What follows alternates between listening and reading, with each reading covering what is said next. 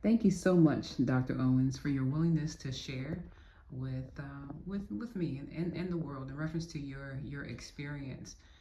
As we all know that we need to have some structure and a template to follow for our experiences, and we have a need to feel loved, safe, and connected with humankind. If you can, please tell us about your experience with rejection. My rejection started, I became aware of my rejection maybe around the age of 4. And the reason I remember it so well is because it was a deliberate. I had, there were six of us, and we lived in our grandfather's home. And my grandfather favored one child, my oldest brother, and he didn't hide it. He didn't make it. He wasn't discreet with it. It was clear for everybody to see. Now there were 6 of us, and all of us, the older 3 of us, probably saw it and felt the brunt of it. But I think it affected me more, or I should say, it affected me in a way that it had an everlasting or long-term effect on my life. It would take me 30 to 40 years to get to the root of what the problem was and where the problems stemmed from. And it was rejection. You would look at me. Have you ever looked at a person and their appearance is to be a whole and a complete person until you say something to them and you gather from your just immediately saying hello, how are you, and they can't talk. They look like they're perfect. They look like there isn't anything missing in their lives. We call them either slow or dysfunctional, but there's something wrong, but they don't look that way. Right. The appearance of it. So I didn't look that way, but I was that way. So my grandfather made it his business to go out of his way. He was an evil-spirited person. And my parents, as I said, lived in the family's homestead, which was my grandfather's house. And he showed partiality. And it affected me in such a way that I found myself throughout life competing for attention, doing things so that I could be special, doing things so that I could be rewarded above other people. And eventually, we had to go through a process of searching to find out, where is this coming from? Why do you find it necessary to be the winner all the time? Why do you find it necessary to compete? Why must you get the trophy all the time? And it stemmed back as I've gone through therapy and the process of healing to my childhood, the rejection of my grandfather. My grandfather would do things like he would take my brother on a road trip, and he would buy him, back in 1954, 56, 58, 25 cents would buy a lot of penny candy. And my grandfather would purchase my brother a bag of candy, and he'd bring him home and he'd make him sit on the porch. And he was only, out of that whole bag of candy, he was only allowed, if he wanted to give us one piece. And it was like, and my brother was a child. He didn't know what was going on. He just knew that Daddy Buck favored him.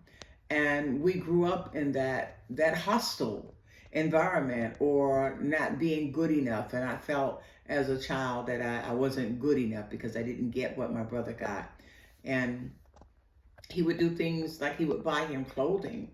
And we knew that they came from my grandfather because my parents didn't buy us new clothes. But my grandfather showed that special attention to my brother. So you would grow up with 5 other siblings, and you would see that you're treated differently. And the rest of the younger ones were as well, but it affected me.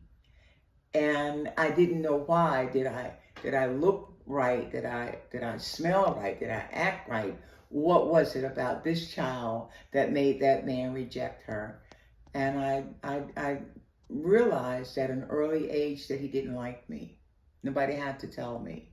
He did not like me. And they were his personal reasons, but he didn't like me. So I think maybe around the age of 12, the effects of the rejection and other things that were going on in my life just began to manifest in another way. And my behaviors changed. And it was all sorts of things that I did.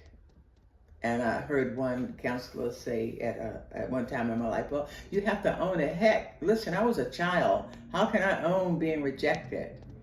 You know, how can I own the behaviors? How can I own the situations that, as a result of that, you have to teach me what it is and how it affected me. Now I can do something about these behaviors. But I didn't warrant that. I didn't call it on myself.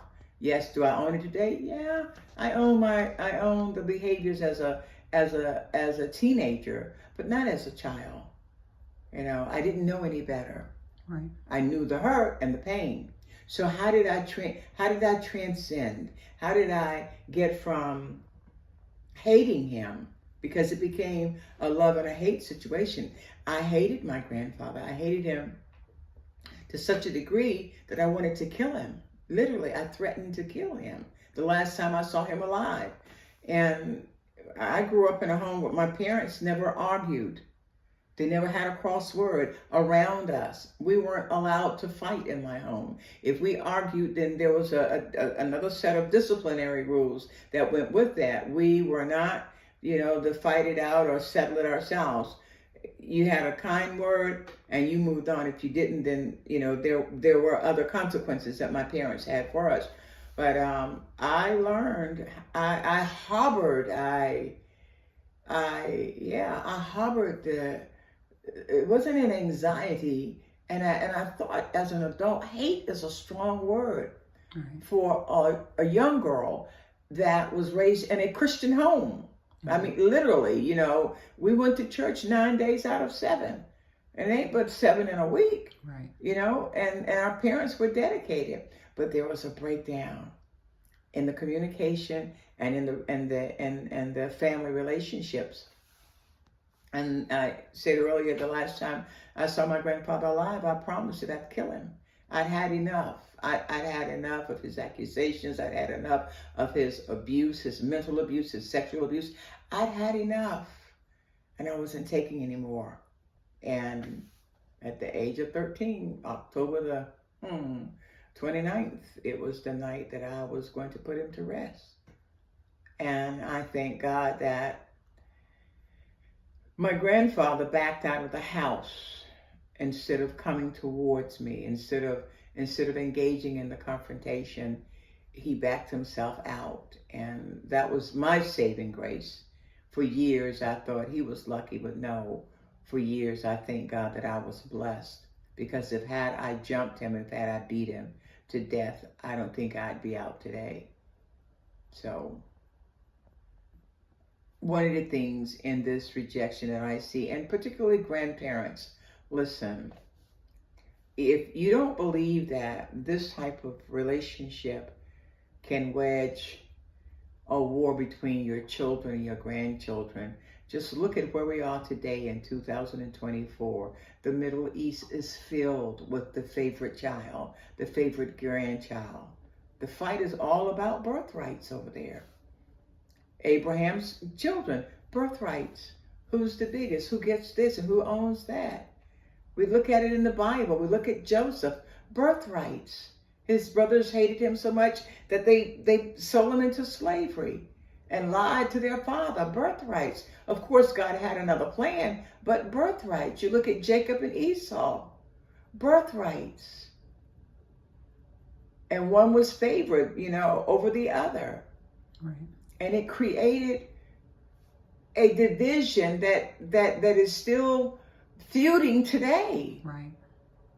So when you've got a grandmother that says Nancy is my favorite or Choo Choo is my favorite, then what you're doing to Betty to Shay Shay and the rest of them, you're telling them that they're not good enough.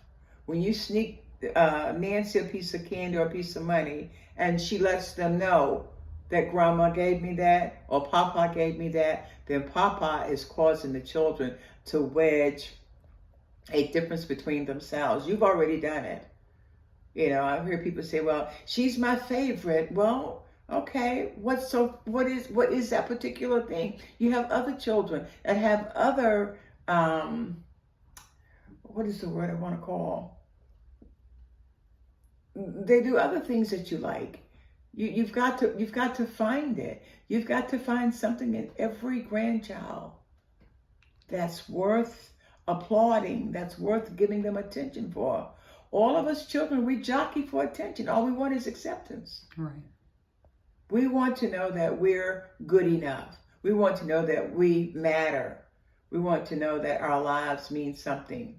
And you'd be surprised. People say, well, it didn't affect you until you were 13. No, baby. It affected me when it started. When I began to notice at the age of 4 that something wasn't right. So children know. God forbid you underestimate the children today. You know, they are aware. I was aware. So how did I heal from the rejection? Through a lot of counseling, a lot of trial and error. But I had to find out what the problem was before I could solve it. And before I could release it, acknowledge it, and be healed through it. It wasn't something that I woke up one day and said, oh, I'm this way because my grandfather did this to me. It didn't happen that way.